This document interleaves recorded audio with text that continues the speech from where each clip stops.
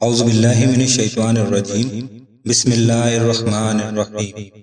دا ہولی بک کے دیکھنے اور سننے والوں السلام علیکم ورحمۃ اللہ وبرکاتہ۔ یاجوج ماجوج کون سی قوم ہے اور یہ کہاں موجود؟ اللہ تعالیٰ اس قوم کو کب کھول دیں گے اور زمین پر کیا ہوگا؟ اس موضوع پر ہم اس ویڈیو میں تفصیل سے بات کریں گے۔ تمام دوستوں سے گزارش ہے کہ ویڈیو آخر تک ضرور دیکھیں اور ہماری خصوصی دعا میں شامل ہو جائیں۔ اللہ ہمیں اس فتنے سے محفوظ فرمائے، آمین یا رب العالمین۔ یاجوج ماجوج کا ذکر اکثر سننے میں ملتا ہے، لیکن اکثر لوگ اس کی حقیقت سے بے خبر ہیں۔ آخر یاجوج ماجوج کیا ہے اور یہ کیسے حملہ آور ہوں گے؟ یاجوج ماجوج کون ہیں؟ یاجوج ماجوج ایک قوم ہے جس کا ذکر الہامی کتابوں میں بھی موجود ہے۔ اس قوم کو حضرت ذوالقرنین نے دیوار تعمیر کر کے انسانی دنیا کی دوسری جانب قید کر دیا، لیکن قیامت سے پہلے یاجوج ماجوج اس دیوار کو توڑ کر اس دیوار سے باہر نکلنے میں کامیاب ہو جائیں گے اور جہاں سے گزریں گے انسانی بستیوں کو تباہ کر دیں گے، اور پھر حملہ کرتے کرتے ایک جھیل پر پہنچیں گے جس کا ذکر کتابوں میں موجود ہے۔ وہ اس جھیل کا سارا پانی پی جائیں گے اور اس کے پیچھے آنے والے یاجوج ماجوج گروہ کو اس میں ایک قطرہ بھی پانی پینے کو نہیں ملے گا۔ ناظرین گرامی، اگر ابھی تک آپ نے ہمارے چینل کو سبسکرائب نہیں کیا تو برائے مہربانی ہمارے چینل کو سبسکرائب کر لیں اور بیل آئیکن کے بٹن کو دبا دیں تاکہ اس طرح کی انفارمیٹو ویڈیوز آپ کو ملتی رہیں۔ کمنٹ باکس میں اپنا نام لکھ کر بھیجیں تاکہ آپ کا نام لے کر دعا کی جائے، کیونکہ دعا تقدیر بدل دیتی ہے۔ یہ جس جھیل پر پہنچیں گے اس جھیل کا نام تبریہ ہے اور یہ بحیرہ تبریہ کے پاس موجود ہے۔ جھیل تبریہ اسرائیل کے شہر تبریہ میں واقع ہے۔ یہ اسرائیل کی سب سے بڑی میٹھے پانی کی جھیل ہے جو 21 کلومیٹر لمبی، 13 کلومیٹر چوڑی اور 43 میٹر گہری ہے۔ یہ وہ جھیل ہے جسے اسرائیل اپنے لیے معتبر سمجھ رہے ہیں۔ یاجوج ماجوج کی منزل یہی ہوگی جس کا ذکر قرآن مجید میں 1400 سال پہلے فرما دیا گیا۔ یاجوج ماجوج دراصل کون ہیں اور کہاں رہتے ہیں؟ مولانا حافظ رحمان نے اپنی کتاب قصص القرآن میں اس کا ذکر کیا ہے اور قرآن مجید کی سورہ کہف میں اس کا ذکر موجود ہے۔ ارشاد باری تعالیٰ ہے کہ جب وہ پہاڑ کے درمیان پہنچے تو انہیں ان پہاڑوں سے پہلے کچھ لوگ ملے جن کے بارے میں ایسا لگتا تھا کہ وہ کوئی بات نہیں سمجھتے۔ مفسرین اور محققین نے لکھا ہے کہ حضرت ذوالقرنین سفر کرتے وہاں پہنچے جو آرمین اور آذربائیجان کے درمیان واقع ہے۔ وہاں دو پہاڑوں کے درمیان سے ایک قوم نکلی تھی جو کھیت تباہ کر دیتی، ترکوں کو بے دردی سے قتل کر ڈالتی اور انہیں غلام بنا کر لے جاتی۔ وہاں کے لوگوں نے حضرت ذوالقرنین سے درخواست کی کہ ہم آپ کو کچھ رقم جمع کر کے دیں تاکہ آپ ہمارے اور ان کے درمیان رکاوٹ بنا لیں۔ یہ یاجوج ماجوج تھے۔ قرآن مجید میں ارشاد باری تعالیٰ ہے کہ انہوں نے کہا کہ اے ذوالقرنین، یاجوج اور ماجوج اس زمین میں فساد پھیلانے والے لوگ ہیں، تو کیا ہم آپ کو کچھ مال کی پیشکش کر سکتے ہیں جس کے بدلے آپ ہمارے اور ان کے درمیان دیوار بنا؟ اس پر حضرت ذوالقرنین نے جواب دیا کہ اللہ تعالیٰ نے مجھے جو اقتدار عطا فرمایا ہے وہی میرے لیے بہتر ہے، لہٰذا تم میری مدد کرو تو میں تمہارے اور ان کے درمیان ایک مضبوط دیوار بناؤں۔ پھر حضرت ذوالقرنین نے لوہے کے بڑے بڑے ٹکڑے دونوں پہاڑوں کے درمیان کھڑے کر دیے اور ان لوگوں سے کہا کہ ان کو جلاؤ۔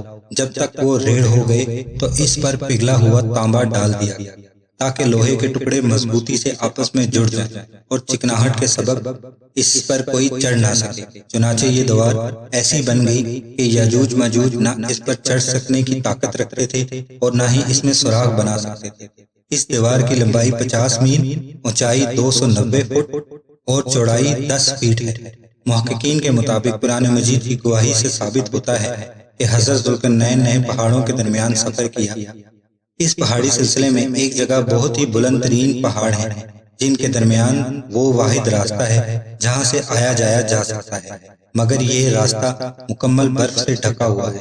اس کے اندر لوہا اور دھات موجود ہے۔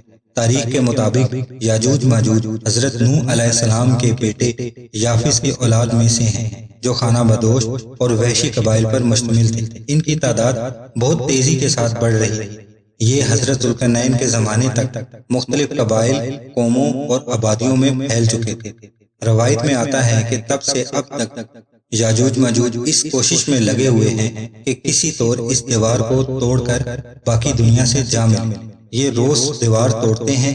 جب سورج غروب ہونے لگتا ہے تو ان کا سردار واپسی کا حکم دیتا ہے کہ باقی کام کل کریں گے، مگر اگلے روز دیوار کہیں زیادہ مضبوط ہو چکی ہوتی ہے۔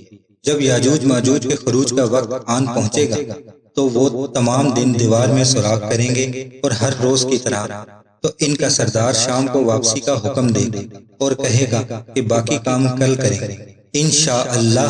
اس سے پہلے کبھی انہوں نے یہ الفاظ استعمال نہیں کیے ہوں۔ ان الفاظ کی برکت سے دوسرے روز دیوار کو ویسا ہی پائیں گے جیسا چھوڑ کر گئے تھے۔ انتہائی پرجوش ہو کر دیوار گرا دیں گے اور زمین پر پھیلتے چلے جائیں گے، یہاں تک کہ جہاں سے گزریں گے تباہی پھیلا دیں گے اور مخلوق خدا کو اپنے شر اور فساد کا نشانہ بنائیں گے۔ ان کا پہلا گروپ جب بھاگتا ہوا جھیل تبریہ سے گزرے گا تو صحیح بخاری کے مطابق وہ جھیل کا سارا پانی پی جائیں گے۔ جب آخری گروہ وہاں پہنچے گا تو کہے گا کبھی یہاں کوئی جھیل بھی ہوا کرتی تھی جس میں پانی ہوا کرتا تھا۔ بحر تبریہ اسرائیل میں میٹھے پانی کی سب سے بڑی جھیل ہے۔ اس کا ذکر توریت اور انجیل میں بھی ہوا ہے۔ حضرت عیسیٰ علیہ السلام نے اپنی زندگی کا بڑا حصہ اسی جھیل کے ساحل پر گزارا، یہاں تک کہ قتل و غارت کرتے ہوئے یاجوج ماجوج بیت المقدس تک پہنچ جائیں گے اور اعلان کریں گے کہ زمین پر ہمارا قبضہ ہو چکا ہے، اب ہم آسمانوں پر بھی قبضہ کریں گے اور آسمان کی طرف تیر پھینکیں گے جو خون آلود ہو کر واپس آئیں گے۔ حضرت عیسیٰ علیہ السلام اللہ کے حکم سے مسلمانوں کو لے کر کوہ طور پر پناہ لیں گے اور عام لوگ محفوظ مقامات پر بند ہو کر اپنی جانیں بچائیں گے۔ دجال کو قتل کون کرے گا؟ مولانا حافظ رحمان اپنی کتاب قصص الانبیاء میں لکھتے ہیں کہ حضرت عیسیٰ علیہ السلام اور تمام مسلمان مل کر اللہ سے دعا کریں گے کہ ان سے جان چھڑا دیں، پھر اللہ تعالیٰ ان کی گردنوں میں ایسا کیڑا پیدا کر دے گا جو ان کی موت کا باعث بنے گا، پوری زمین ان کی لاشوں سے بھر جائے گی، پھر اللہ کے حکم سے بارش برسے گی جو زمین کو ان تمام لاشوں سے پاک کر دے گی۔ یاجوج ماجوج کے نکلنے کا وقت ظہور مہدی علیہ السلام پر خروج دجال کے بعد ہوگا۔